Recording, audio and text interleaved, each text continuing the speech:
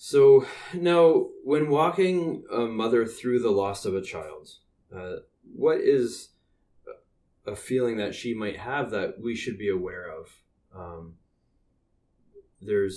I know perinatal loss is a lot more common than we talk about. Yeah. Is it 1 in every 3 women experiences? I think I heard that somewhere. I'm that sounds like a familiar stat. I know it's certainly It's more common than we for know. Sure. Yeah. Absolutely. And I've kind of often termed it's like a membership to a club that you never wanted to have. Right. Kind of idea. And I think there's quite a few. There's quite that club is very large. Yeah. And I mean, it's interesting or same with infertility, that club too, right? Yeah. And but the woman who is going through the perinatal loss, the loss of an infant, what is some of her feelings that you feel might be important for us to know that we might not be aware of, that we can be sensitive to?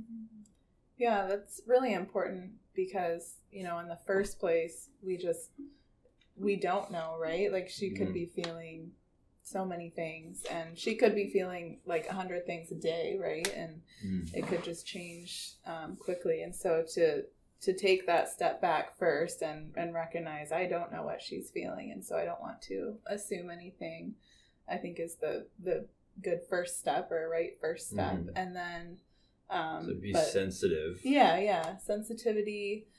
And just allowing her to feel whatever she needs to feel, validate her feelings, unless it's something like, I think it is common to maybe deal with guilt or shame. You can validate that, yes, you are feeling that, but those... And that is a normal feeling for what you're going through. Yes, yeah. But it doesn't mean it's necessarily true. True, right, exactly. And, there's so often with perinatal loss, there's that question that I think the woman asks herself, like, what did I do wrong? Did I exercise too hard or drink too much coffee or, eat a cold meat sandwich? Like, there's all these little things. That one piece of sushi. Yeah. Now, let's talk about that feeling of guilt. Okay. How do we, in being sympathetic and empathetic, how do we help in that situation? I know validating that, is that enough just to validate that, or is there something more maybe that we can some way where we can maybe encourage her path towards healing? Yeah, I think absolutely it's important to keep going and help her and him, the partner, husband, or whoever the father is, and help them to get to a place of, okay, yeah, I don't have to feel guilty about this. It wasn't something I specifically did. There's nothing I could have done, to save this child. And so I think it is important to not just stop at, allowing them to feel that way and validating that, yes, you feel this way. I think, necessarily you want to help them, or at least point them in the direction of someone who can help them. Right. If you don't feel equipped, help them find a therapist or find a pastor, talk to somebody who feels well equipped to help them work through those feelings. Right. So yeah, just offering the support they need and helping them maybe reframe the situation too, like helping them to see why, or look at other reasons, looking at reasons as to why this was not specifically their fault, right? Like, they wouldn't look at a friend who had a miscarriage or a stillbirth and they wouldn't say, I blame you for that. Like, if you had done this, or this, you would still have that child. And so that's a question I'll ask sometimes is like, would you tell someone else that, who's going through the same thing as you? And they always would say no. Like, I would never say that to someone. Right. And then it can kind of calibrate where their mind is at towards themselves. One of the books I was reading was talking about, it was written by a psychotherapist, and he was saying how in order to sometimes help someone get out of a certain way in their mind, you can use extremes. So if they said, I think, now I don't know if this would work in this situation, but maybe in some situations it could work. So you're like, oh yeah, like you really think that having that sandwich would just completely alter the rest of your life, kind of thing. Right. And they would think, well, you know what, maybe that is a little bit extreme. Yeah. And then it kind of recalibrates their mind. But then also the other way is saying, like, absolutely not. It like had nothing to do with the loss. I don't know if that's, I'm just kind of talking off the top of my head here, but I don't know, maybe if those are some ways that can help as well. Did you have any other? I was just thinking, like, we'll often try to incorporate sort of like a holistic perspective with our clients kind of idea. And so sometimes with these sort of might feel like fate or providence or sovereignty depending on their faith value. So, you know, as a Christian, I would be like, I believe God is over all things kind of idea. And maybe they have a faith value that will help them interpret this loss kind of idea too. So we're always open to those kinds of discussions with our clients too. Yeah. So that's good. I like that. It's not just focused on necessarily the being stuck in your mind, but kind of expanding beyond and seeing like what more like is out there rather than just in my small space. Yeah, that's good. Thank you. Now, a question for one or both of you. Now, have you experienced had a personal experience with death that has affected your perspective in life? That's a deep question. Yeah. No, I mean, the longer I live, the more experiences there are, certainly, right? But I think one of my first memories about it was a great grandparent who had passed away. And as family, you know, we're at the whatever service or memorial or visitation type of thing. And I can remember being basically scolded, it felt like, for a preteen by this clergy person because I wasn't crying kind of idea or whatever. And so just and I just remember being very kind of angry in terms of just because I'm not crying doesn't mean I'm not hurting. And, you know, also understand I maybe didn't have a really much of a relationship with a great grandparent. We lived at a geographical distance from them and all of that as well. And so for me, just the whole understanding that everyone is going to grieve differently and at different times in different ways. And so not to put this is how you should be feeling kind of on somebody is kind of something that stuck with me from that experience. That's good. Yeah, my first experience with, well, it wasn't my first, but my first significant experience with death, I was 17 and my dad passed away from a very sudden heart attack.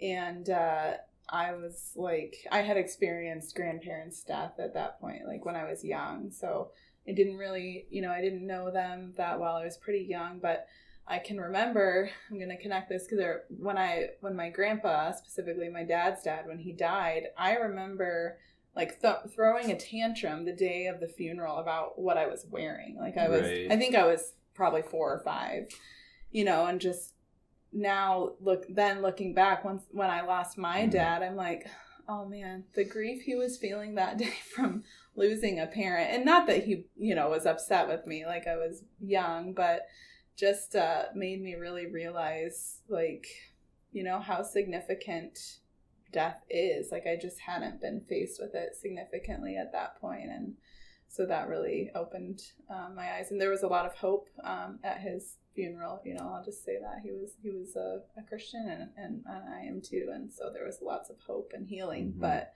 it just really opened my eyes to the significance that death plays in someone's life. And that was also kind of when I started learning more about disenfranchised grief, because I realized it wasn't just losing him that I was grieving, but my future. Like even now, I wish he could know my kids, right? I wish he could know my husband. And, those are all losses that, I've continued to experience over the years. And so that's kind of when I first started learning about disenfranchised grief as well. Wow, that's interesting. Thank you for sharing. Yeah, it's quite interesting how death impacts our life so much. And everyone is going to experience death in each and every one of us. Nobody can avoid it. it's being able to when we do face it, being able to walk through it and to get that support and that we need is really, really important. So do you have any questions for me, Daniel, the funeral director, that you'd like to ask? Yeah. Okay. So what would be an example of like a hurtful comment that you've heard someone say to someone else, someone who's grieving, maybe someone else said this comment, probably unintentionally hurtful, but still you could sort of sense, or you'd be aware, like, that's not really something you say. How would you have handled that if you have experienced that? Yeah, no, I mean, I do hear comments sometimes towards the griever. Yeah, that can definitely be viewed as insensitive and hurtful, even though, yeah, like you said, the person presenting the comment, I think most of the time it's out of kind of this awkward, I don't really know what to say, and this is what I'm thinking I'm going to try to help, but sometimes it doesn't at all. Excuse me. One of the things that I was actually talking to a coworker recently, and he had lost his son. And he said one of the most hurtful things that people would say to him is, well, thankfully you have another 2 children. And I mean, they're trying to be like, hey, look on the bright side. But he said it was so unhelpful and so hurtful, and he knew they weren't trying to be hurtful. But that's one of the things. Like, I think is trying to minimize the person's grief without being very sensitive towards what they're feeling. I think that's oftentimes what comes across as hurtful. I've heard other things like, well, they're not suffering anymore. There's truth to that, potentially, but at the same time, the person who you're saying that to is suffering, and they're grieving, and it's like, yeah, okay, but I'm sad right now for their loss, and sometimes actually people will comfort themselves with that. Well, at least they're not suffering anymore. But sometimes, unless you really know the situation, be careful of saying something like that, right? Because you don't really know. And there's been other things that said, like, well, at least they went peacefully. You weren't there in the room, and the person, and maybe I had knowledge from hearing the person's story that they didn't go peacefully, because not every time you go it's peacefully. And then the griever is left to be like, but it's not really true. So it's hard. I mean, it is hard to find the right thing to say. And that's why sometimes just saying I'm sorry is enough. So that's one thing that I've given advice to the listeners and to other people is, sometimes if you don't know what to say, just tell them that you're sorry and that they're going through that. And that's what I from my heart, and I tell people, because I was speaking with my wife and she was like, I don't know really what to say. And I said, do you feel sorry for what they're going through? Yeah. Well, then just say that. Right? We don't have to overcomplicate it. We can just tell, hey, I'm sorry for what you're going through, and just be there for them. And I like what both of you have said throughout this whole conversation is, give them the time to be able to share with them, or share with you if they wish, their feelings, what they're going through, and validate those feelings, and give them time, and just try to be the support. I think as a culture, it helps so much if you've grown in some comfort of like acknowledging and letting them feel bad, because whatever we say is not going to make it better, kind of idea. Sometimes we can kind of almost push ourselves into, I have to say something that'll make it all better, right? And there's no way we're going to be able to do that. And if we can be comfortable with, like, I can just be with you in this horrible time, it kind of can save us from saying a lot of stuff that's that true. we shouldn't say. Even, I mean, in other different disenfranchised grief experiences, like, I helped walk someone through depression one time. And how did I do that? Just by walking right next to them. Don't say anything. Yeah. Just being there for them, being there with them, and being that companionship and being that support, so important. And I like what you said. Yeah, there isn't something to say to fix it. Right. If there was, you'd probably get paid a lot more. That's very true. Yeah. She's got the right words. Yes, sell a book. Yeah, and kind of relating it, the first comment you mentioned, relating it to perinatal loss, it can be, at the story you told when they said, at least you still have 2 children. What we see, I think, in the perinatal loss world often is, if someone has a miscarriage or something like that, like, well, at least you can get pregnant, right? And that can be so painful and so hurtful. And I think, again, it's just learning to be okay with them feeling, you're not going to bring their baby back, you're not going to make them pregnant again, and so just being able to sit with them and allow them to feel sad and grieve instead of having to say the right thing. It's just and giving them the time, right? I agree. That's any other questions that you might have? Well, it would be good for us to know, just in terms of maybe a referral source, in terms of at what point are services like yours available for people, in terms of maybe early infant loss, or that's a really good. That's an excellent question, and I don't think many people realize that. In funeral services, we offer our services as early as needed. I'm trying to think. I've done some very, very early stage pregnancy services, and there might not be much. We went to the hospital one time and to pick up an infant that had passed, because the family came because they wanted some memorialization for their child. And I think their child was 21 weeks gestation. And so we were able to go to the hospital and to receive their child at that time into our care. And I mean, it's very, very small, very, very small infant, right? They were looking for cremation.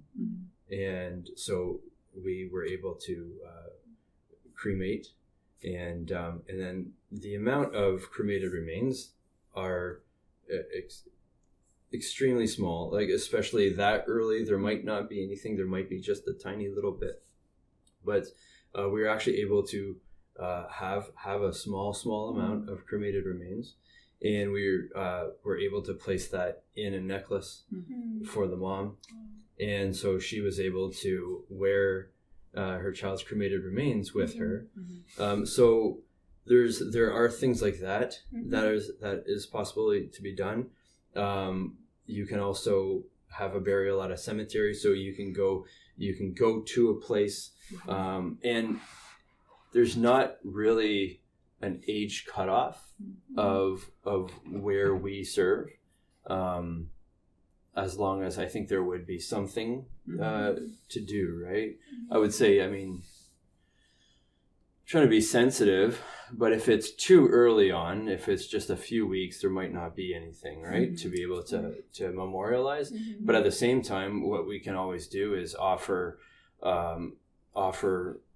stationery, like bookmark or something to memorialize. So picture of like an angel and a poem or a prayer.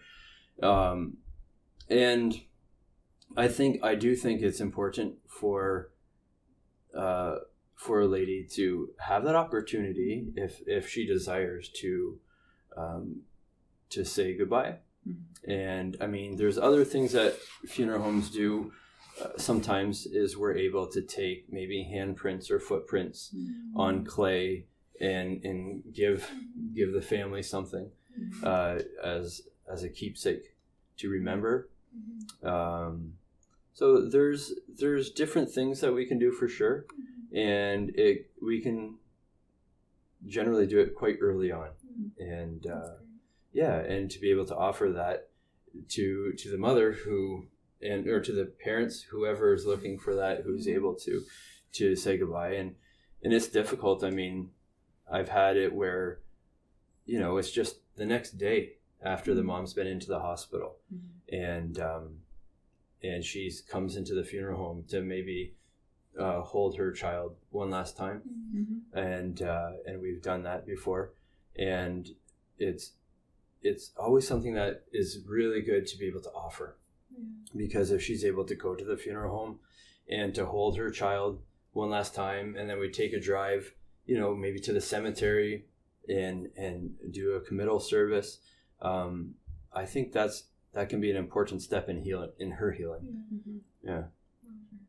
That's great. Yeah? Yeah. Okay. So thank you for asking those questions. Do you have anything else that you would like to, any other topic that you'd like to touch on tonight? We've kind of gone through a lot. Yeah, we have. Yeah, we've appreciated the opportunity just to chat about this stuff. Yeah, so. Well, so have I. And now, do you have anything going on right now that you would like to share with the listening audience? Anything Windsor, Leamington, personal? I know you have a website. Yeah. Yes, yeah, we have a website, so certainly people are welcome to check that out, kind of idea. People can sign up for things like we do regular newsletters or things like that. So, we are certainly happy to keep people connected and hear about our services and what's going on. So. Awesome. Yeah. Well, thank you so much for what you do for the community. It's such a great service, and it's something that, like funeral services, not many people want to think about, and not many people want to talk about, but everyone will possibly go through it at some point in their life. So thank you for offering the support to the community. I know it's greatly needed. Thank you. Thanks. Yeah, and thank you to everyone for listening.